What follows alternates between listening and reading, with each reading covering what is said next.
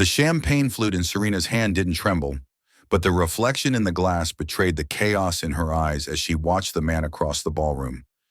A man who was supposed to be destitute and forgotten. It was the tuxedo that fit him too perfectly, the way the crowd parted for him, and the chilling realization that the husband she abandoned in the ruins of bankruptcy had returned as the king she never believed he could be. There is a specific kind of terror in realizing you bet against the wrong person. And tonight, the bill for her betrayal had finally come due. If you find yourself drawn to the sharp, dangerous edges of stories where regret is the ultimate punishment, stay with me, because the nightmare is just beginning. The sound of packing tape ripping across cardboard was the loudest noise in the world. It tore through the silence of the Tribeca loft like a scream, final and jagged. Elias Thorne sat on the edge of the designer sofa, one of the few pieces of furniture the creditors hadn't yet tagged for auction. His head was in his hands, his fingers digging into his scalp, as if trying to physically hold his mind together. The air in the apartment was stale, smelling of dust and the metallic tang of impending rain. "You have to understand, Elias," Serena said. Her voice was calm, practiced. It was the tone one used when soothing a frightened animal, or perhaps euthanizing one. Elias looked up. His eyes were red-rimmed, dark circles carved deep beneath them from weeks of sleepless nights, fighting injunctions, lawsuits, and the total collapse of Ether, the tech startup that was supposed to be their future. "Understand what, Serena?" Elias asked, his voice raspy. "That you're packing the Louis Vuitton bags first?" Serena didn't flinch. She folded a silk blouse with military precision and placed it into the trunk standing open by the door. She looked immaculate, hair perfectly blown out, makeup flawless. She didn't look like a woman whose husband had just lost $40 million. She looked like a woman who was already halfway out the door. "I can't do this," she said, snapping the latches of the trunk shut. "I can't do the starving artist thing again. I can't do the lawsuits. I can't be the wife of a failure, Elias. It's not what I signed up for." "You signed up for better or for worse," Elias whispered, standing up. He felt unsteady, as if the floor were tilting. "That's poetry, Elias. This is reality," she countered, turning to face him. Her eyes were cold, devoid of the warmth that used to greet him when he brought home venture capital checks. "The bank is taking the apartment on Monday. Where are we supposed to go? Your parents' basement in Ohio? I'm 32 years old. I won't sleep on the floor." "We could rebuild," Elias pleaded, hating the desperation in his own voice. "I still have the code. I still have the vision. I just need time." "Time is money," she said, checking her watch. "A Cartier tank, a gift from his first bonus. And you have neither." A low hum of an engine resonated from the street below. A car was idling. Elias walked to the window. Through the rain-streaked glass, he saw it. A black Bentley. He knew that car. He knew the man who owned it. "Julian?" Elias asked, the realization hitting him harder than the bankruptcy filing. "You're leaving with Julian Croft?" Serena stiffened, picking up her handbag. "He offers stability, Elias. He's safe. He's solvent. He's boring," Elias spat, turning around. "And he's been trying to undercut me for years." "He's waiting," she corrected. She walked to the door, the click of her heels echoing on the hardwood. She paused, her hand on the brass knob. She didn't look back. "Don't come looking for me. You need to fix your own mess. I can't let you drag me down with you." The door clicked shut. Elias stood in the center of the empty room. The silence rushed back in, heavier than before. He walked to the window and watched. He saw the doorman hold the umbrella for her. He saw her slide into the back seat of the Bentley. He saw Julian's silhouette lean in to kiss her cheek. As the taillights faded into the rainy New York night, something inside Elias snapped. It wasn't his heart. That had broken weeks ago. It was his tether to who he was. The kind, optimistic Elias Thorne died in that loft. He looked at the eviction notice on the coffee table. He looked at his reflection in the darkened window. "Fine," he whispered to the empty room. He grabbed his coat, leaving the rest of his clothes, the furniture, and the memories behind. He wouldn't go to Ohio. He wouldn't beg. He would vanish. And when he came back, the city that chewed him up wouldn't even recognize the monster it had created. 5 years of safety looked exactly like the interior of a jewelry box. Velvet-lined, meticulously organized, and suffocatingly small. Serena stood on the balcony of the penthouse overlooking Central Park. The view was one of the most expensive in Manhattan, a sprawling canvas of autumn leaves and city lights that cost Julian Croft $12 million. The wind whipped at her cashmere wrap, but she didn't step inside. Inside, the air was always perfectly climate-controlled, filtered, and still. Inside, Julian was waiting. She took a sip of her Pinot Noir. It was a vintage she used to dream of tasting when she was married to Elias, back when they split cheap bodega wine in paper cups. Now the expensive wine tasted like vinegar. "Serena, you're letting the heat out." Julian's voice drifted from the living room. She sighed, the sound lost to the wind, and slid the glass door shut. The silence of the apartment sealed around her instantly. Julian sat in his leather armchair, the glow of his tablet illuminating his face. He was a handsome man in a conventional, soft way, hair thinning slightly at the temples, a waistline that required tailored suits to hide, and hands that had never known a day of manual labor. "Sorry," Serena said, crossing the room to sit on the opposing sofa. "Just thinking." "Don't think too hard, darling. It causes wrinkles," Julian murmured, not looking up from his screen. He chuckled dryly. "Can you believe this garbage? Another building on 57th Street sold. Cash offer, over asking price." Serena swirled her wine. "Who's the buyer?" "That's the annoyance," Julian said, finally tossing the tablet onto the coffee table. "Shell company after shell company, all tracing back to this Chimera group. They've been eating up commercial real estate for 6 months. Aggressive. Tasteless." "Chimera," Serena repeated. The word felt sharp on her tongue. A monster from Greek mythology composed of different parts. A lion, a goat, a snake. A beast that breathed fire. "Have you met them?" "No one has. The CEO is a ghost. Probably some Saudi oil money or Chinese conglomerate looking to park assets," Julian dismissed, reaching for his scotch. "They'll burn out. These new money types always do. They don't understand that New York isn't just about buying, it's about belonging. And they don't belong." Serena looked at her husband. His confidence was his armor, forged by generations of inheritance. He believed the world had rules, and that those rules were written to protect men like him. But Serena knew better. She remembered the desperation in Elias's eyes 5 years ago. She knew that when a man had nothing left to lose, he didn't follow rules. He burned the rule book. "Are we safe?" she asked quietly. Julian frowned, looking at her as if she had asked if the earth was flat. "Safe? Serena, we own half the block. My family's name is on the hospital wing. Of course we're safe. Why are you so jumpy lately?" "I don't know," she lied. She did know. For weeks, she had felt a phantom pressure. A black car parked too long across the street. A hang-up call on her private line. It felt like the static in the air before a thunderstorm breaks. "Well, snap out of it," Julian said, standing up and brushing invisible lint from his trousers. "We have the winter solstice gala at the Met on Friday. It's the event of the season. I heard a rumor that the Chimera CEO might finally make an appearance. I intend to introduce myself and put this upstart in his place." Serena felt a cold prickle run down her spine. "Do we have to go?" "It's mandatory, Serena. It's about visibility," Julian said, walking toward the bedroom. He paused at the door. "Wear the red dress, the one I bought you in Paris. You look expensive in it."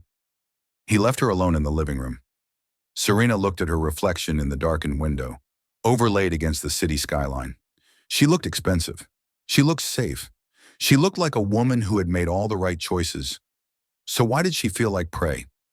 She downed the rest of the wine in one gulp, the liquid burning her throat, trying to drown out the sudden, irrational fear that the ghost coming to the gala wasn't a stranger at all.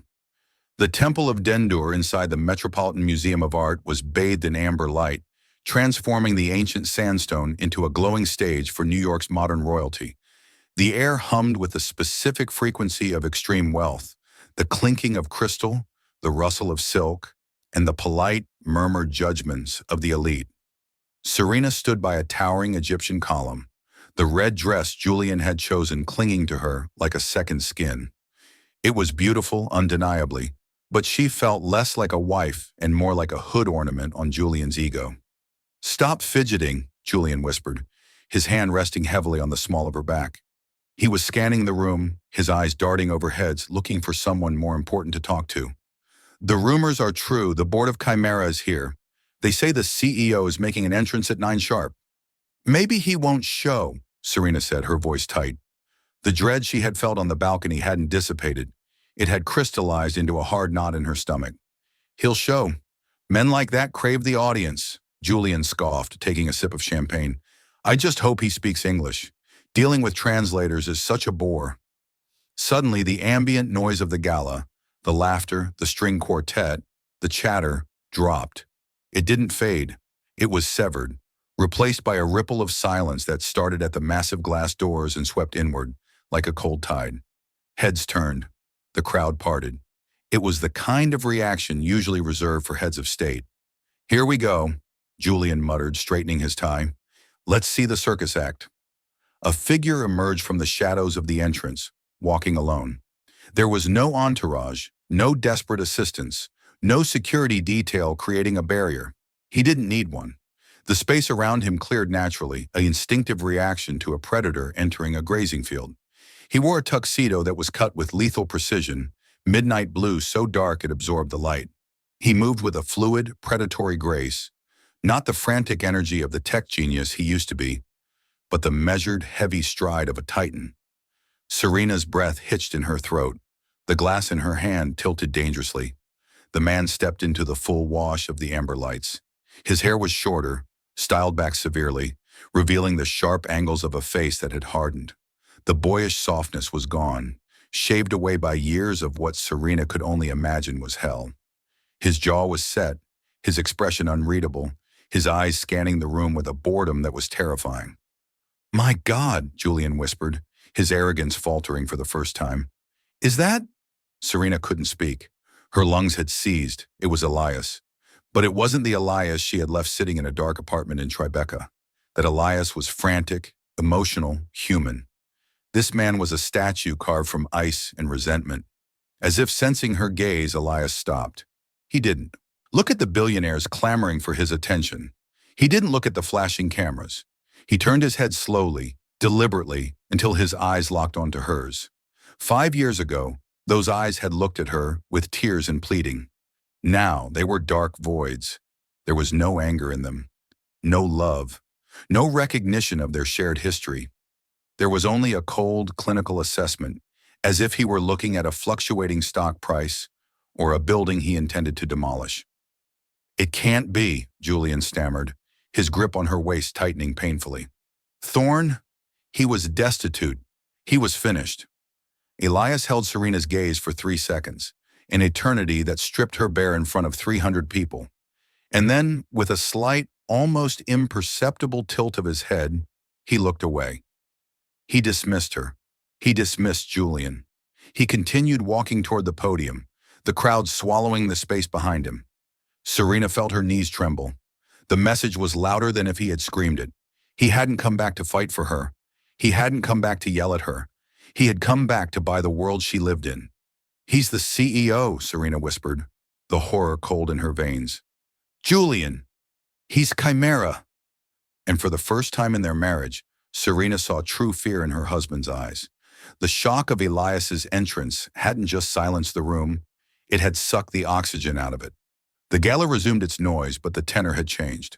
The polite chatter was replaced by frantic whispering, eyes darting toward the VIP section where Elias Thorne now stood, a dark gravity pulling every ambitious socialite into his orbit. Julian was unraveling. The scotch in his hand was trembling, just slightly, enough to make the ice click against the crystal, a nervous tick that grated on Serena's nerves. "You have to talk to him," Julian hissed, leaning close to her ear. His breath smelled of alcohol and desperation. "He's holding the mortgage on the Fifth Avenue project. If Chimera calls that loan next month, we're exposed."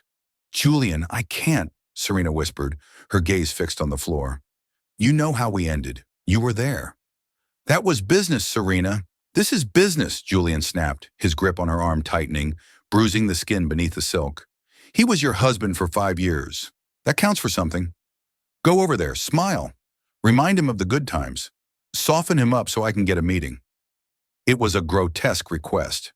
Julian was essentially asking her to prostitute her past to save his future. But looking at his frantic eyes, Serena realized she had no choice. This was the bargain she had made. Comfort in exchange for compliance.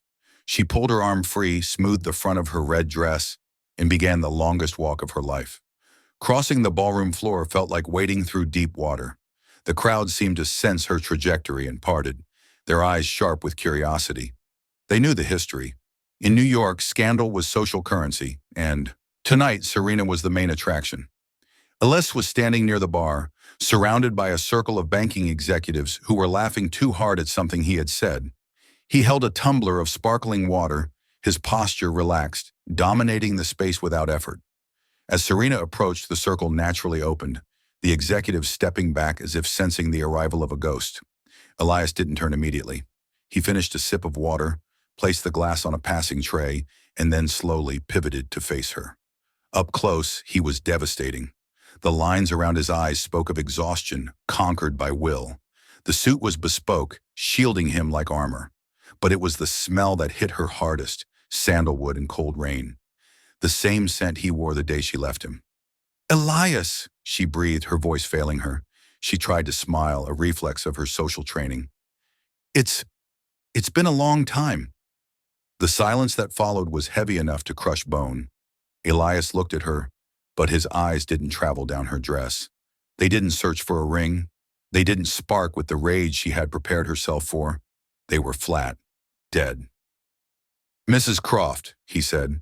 The name was a slap in the face delivered with a velvet glove. He didn't call her Serena.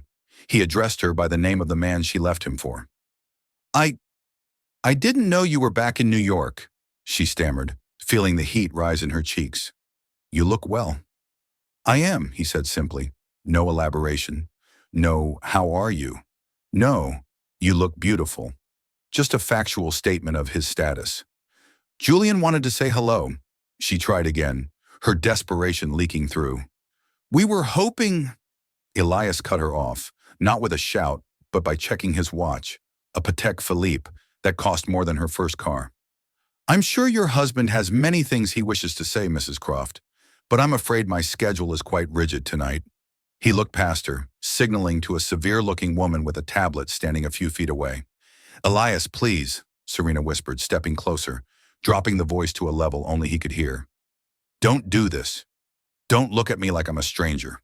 I'm sorry. For everything." For a second, a flicker of something passed through his eyes. Was it pain? Amusement? It was gone before she could identify it. He leaned in, just an inch, invading her personal space. Serena's heart hammered against her ribs. She thought he was going to whisper a curse, a secret, a memory. "You aren't a stranger, Serena," he said, his voice low and devoid of warmth. "Strangers have the potential to be interesting. You are simply a bad investment I wrote off years ago." He straightened up, buttoned his jacket, and turned to the woman with the tablet. "Ready the car. I'm bored." Without a backward glance, he walked past her. The air current from his movement chilled her bare skin. He left her standing alone in the center of the ballroom, under the cruel amber lights, while 300 people watched her turn into a statue of regret. The morning light filtering into the breakfast nook was gray and unforgiving. It highlighted the dust motes dancing in the air and the dark, bruised circles under Julian's eyes. He hadn't slept. The custom-made Italian suit he had worn yesterday was draped carelessly over a kitchen chair, a wrinkled casualty of a long night spent screaming into a telephone. Serena sat at the marble island, staring into a cup of black coffee that had gone cold an hour ago. The silence in the penthouse was thick, punctuated only by the aggressive tapping of Julian's fingers against the granite countertop. "It's worse than we thought," Julian said, his voice cracking. He didn't look at her. He was staring at a stack of legal documents spread out before him like autopsy reports. "How bad?" Serena asked, though she wasn't sure she wanted to know. Since the gala, since Elias had looked through her like she was made of glass, a numbness had settled in her chest. "Catastrophic!" Julian slammed a hand down on the papers. "Chimera didn't just buy the building next door, Serena. They bought the note. They bought the construction loan on the Hudson Yards project. They bought the distressed debt on the Hamptons estate. He looked up at her then, his eyes wide and frantic, stripped of the arrogance that usually defined him. He owns the debt, Serena, which means he effectively owns us. He can call the loans tomorrow. If he does, we're insolvent. Not just sell the summer house insolvent. I mean bankruptcy court and frozen assets insolvent. The word hung in the air. Bankruptcy. The irony was so sharp it almost made Serena laugh. 5 years ago, she had walked out of a Tribeca loft to escape that exact word. She had traded love for a balance sheet, and now the man she abandoned held the red pen. He's doing this on purpose, Serena said softly. It's not business. It's a hunt. I don't care what it is, Julian shouted, causing Serena to flinch. He paced the length of the kitchen, running a hand through his thinning hair. I need time. I need to restructure. I need him to hold off calling the loan for 30 days. Just 30 days. He stopped pacing and turned to her. The look on his face shifted from panic to a calculation that made Serena's stomach turn. It was the look of a man willing to sell anything to survive. You have to go to his office, Julian said. Julian, no. Serena shook her head, pushing her coffee cup away. You saw him at the gala. He despises me. He called me a bad investment. He won't listen. He was your husband, Julian countered, moving closer, invading her space. You shared a bed with him. You know his triggers. You know how to manipulate him. You did it before. I didn't manipulate him. You left him when he was down to save yourself, Julian cut in, his voice cruel. Now I'm asking you to do the same thing to save us. Use the guilt. Use the nostalgia. Cry if you have to. I don't care what you do, Serena. Just get me a meeting or get him to sign an extension. Serena looked at the man she had married for safety. In the harsh light of morning, stripped of his wealth and confidence, he was pathetic. He was asking her to trade on the intimacy of her past marriage to salvage the hollow shell of her current one. And if I can't, she asked. Julian grabbed her shoulders. His grip was desperate. Then you better get used to sleeping on the floor, my dear, because that's where we're headed. He released her and walked out of the room, leaving the legal documents scattered on the counter. Serena sat alone in the silence. She looked at the papers, the logo of the Chimera Group embossed in silver at the top. It was a mythical beast, a monster. But the real monster wasn't the man running that company. The real monster was the realization that she was about to walk into the lion's den, not to fight, but to beg. She stood up slowly, her legs feeling heavy. She would go, not for Julian, not even for the money really. She would go because she owed Elias the truth, even if he used it to destroy her. She went to the bedroom to dress, choosing something simple, something modest. Armor for a woman who knew she was walking toward her execution. The headquarters of the Chimera Group was a monolith of black glass piercing the Midtown skyline.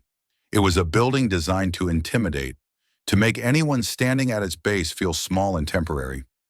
Serena felt both as the elevator ascended to the 45th floor, her ears popping with the rapid change in pressure. The reception area was silent, staffed by a single assistant who looked more like a runway model than a secretary. She didn't ask for Serena's name. She simply pressed a button on her desk and nodded toward the double doors at the end of the hall. He is expecting you. Serena pushed the heavy oak doors open. The office beyond was cavernous. Floor-to-ceiling windows offered a panoramic view of the city, the very city Elias was slowly consuming. There were no family photos, no personal trinkets, just a massive desk of polished slate, 2 low chairs, and the man who now controlled her fate. Elias didn't look up when she entered. He was signing a document, the scratch of his fountain pen the only sound in the room. Sit, he said. It wasn't an invitation, it was a command. Serena sat. The chair was low, forcing her to look up at him. She clutched her purse in her lap, her knuckles white. Julian is falling apart, she began, skipping the pleasantries. He hasn't slept in 3 days. If you call the loan on the Hudson Yards project, you won't just bankrupt the company, you'll destroy his family's legacy. Elias capped his pen and set it down with a deliberate click. He finally looked at her. His face was impassive, a mask of bored intelligence. The Croft legacy is built on old money and nepotism, Serena. It was rotting long before I bought the debt. I'm just the demolition crew.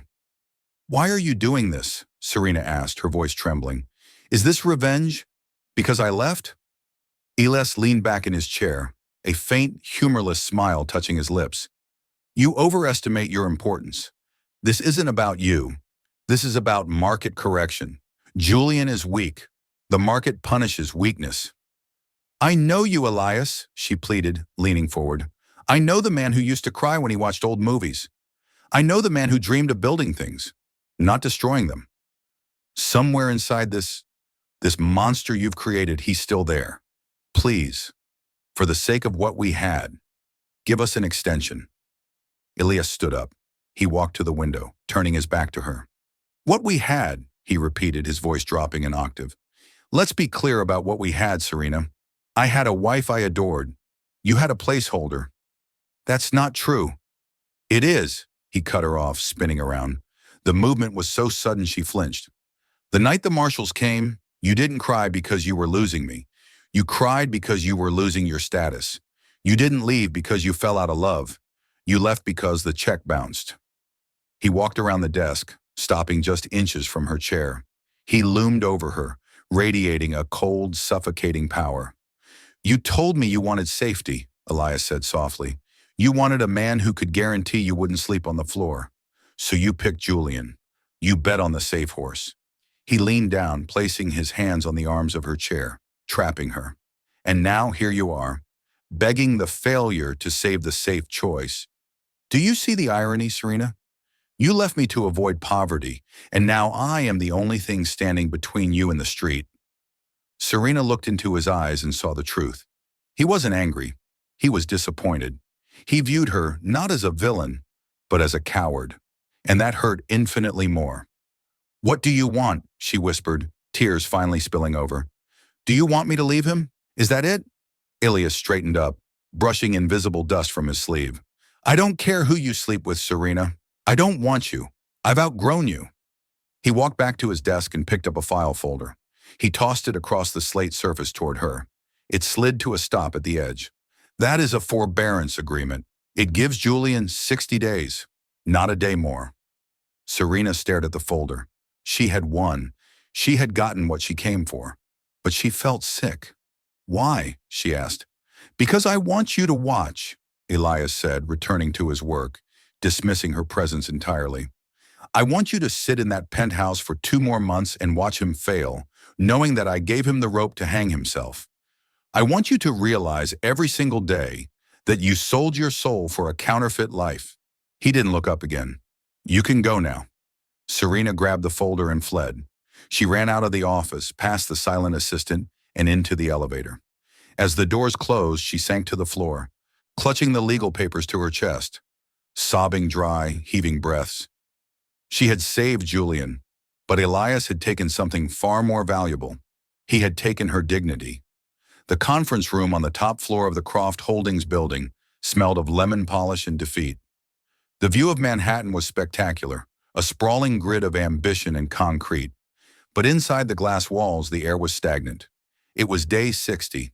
Serena sat in the corner, a silent observer to the funeral of her husband's career. Julian sat at the head of the mahogany table, flanked by a team of lawyers who looked less like defenders and more like pallbearers. He was pale, his hands trembling slightly as he arranged his pen, his water glass, his reading glasses, fidgeting with the props of authority he no longer possessed. The double doors opened.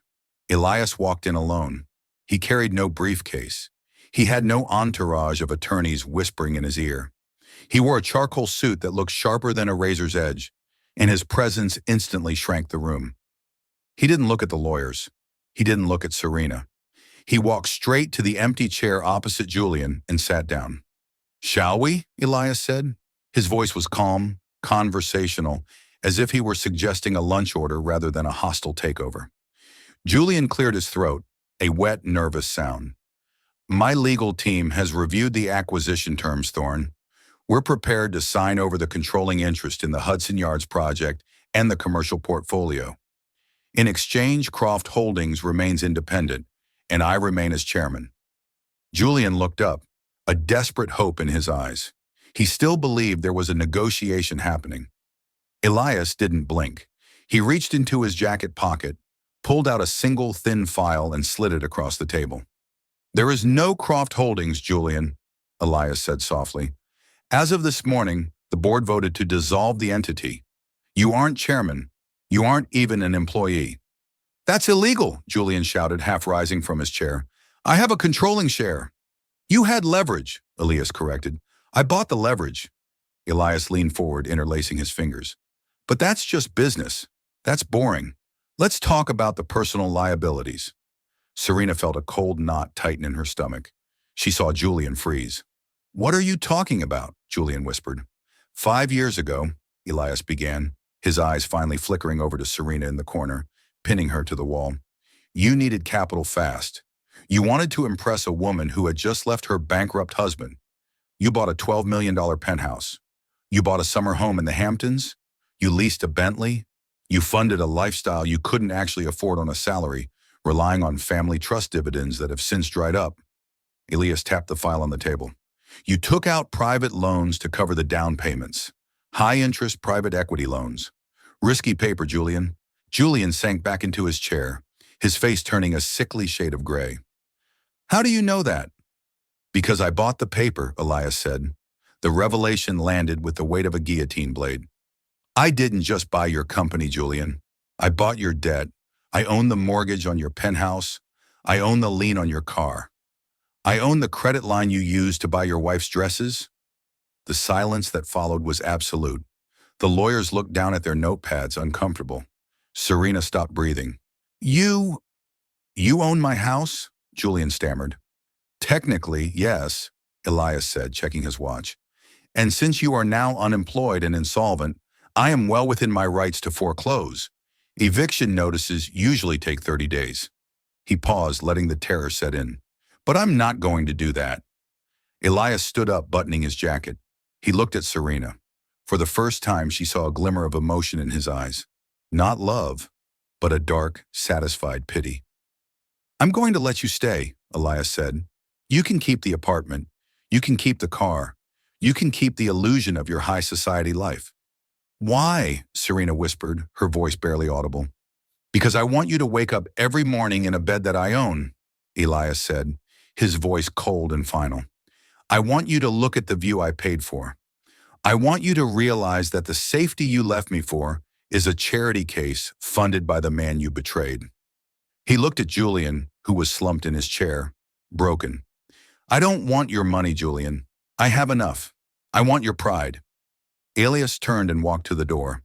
He paused, his hand on the handle, and looked back at the wreckage he had created with nothing but ink and paper. "Rent is due on the 1st. Don't be late." He walked out. The door clicked shut. Serena looked at Julian. He was crying, silent tears streaming down his face. She looked around the opulent office, the symbols of their status. It was all a stage set, and the director had just called cut. The first of the month arrived with a quiet, gray inevitability.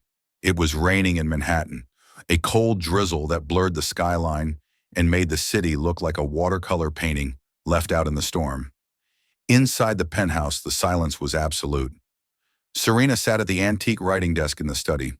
In front of her lay a checkbook. The leather cover was soft, expensive, just like everything else in her life. She uncapped her pen, the ink flowing black and permanent as she filled in the date. Paid to the order of the Chimera Group. The amount was staggering, a sum that could feed a family for a year. But it wasn't the number that made her hand tremble. It was the address. She wasn't sending this to a bank. She wasn't sending it to a nameless landlord. She was sending it to Elias. In the living room, Julian was sitting by the unlit fireplace. He was dressed, but he hadn't left the apartment in 3 days. He held a tumbler of scotch, staring at the reflection of the room in the dark liquid. He had kept his title, technically, but he was a figurehead, a ghost haunting his own office. He came home early now. He didn't boast about deals. He barely spoke. Serena tore the check from the book. The ripping sound echoed, sharp and tearing, reminiscent of the packing tape from that night in Tribeca 5 years ago. The cycle had closed. She walked into the living room and placed the envelope on the side table near Julian. "It's ready to be mailed," she said softly. Julian didn't look up. Did you sign it? Yes. Good, he whispered, taking a sip. Wouldn't want to be late. He might, he might call. The fear in his voice was pathetic. The man she had married for security was now terrified of a phone call. The safety she had craved had become a prison cell, and Julian was just another inmate. Serena walked to the floor-to-ceiling windows. She pressed her hand against the cold glass, looking down at the street 50 stories below. The cars were just specks of light, moving, going somewhere. On the large television screen mounted on the wall, a business news channel was playing on mute. The headline scrolled across the bottom. Chimera Group expands to Tokyo. CEO Elias Thorne announces new tech initiative. Serena watched. The camera cut to Elias. He was standing on a stage in Tokyo, flanked by innovators and dignitaries. He looked vibrant. He was laughing at something someone said. A genuine, unguarded laugh that crinkled the corners of his eyes. He looked younger than he had in the office. He looked light. He wasn't thinking about the penthouse. He wasn't thinking about the rent check. He probably didn't even check the ledger to see if they had paid. He had automated their humiliation and then boarded a plane to build the future. He hadn't just defeated them, he had forgotten them. Serena looked from the screen to her reflection in the glass. She was still beautiful. She was still wealthy, by all appearances. She wore silk and diamonds. But as she looked at her own eyes, she saw what Elias had seen. A hollow shell, a bad investment. She had been so afraid of sleeping on the floor that she had built a bed of gold, only to realize too late that she would never sleep soundly again. Behind her, the ice in Julian's glass clinked, a lonely small sound in the vast empty room. "Serena," Julian called out, his voice slurred. "Is there any more wine?" Serena didn't answer. She just watched the screen as Elias walked off the stage, disappearing into a life she could have shared, leaving her behind in the safety she had chosen.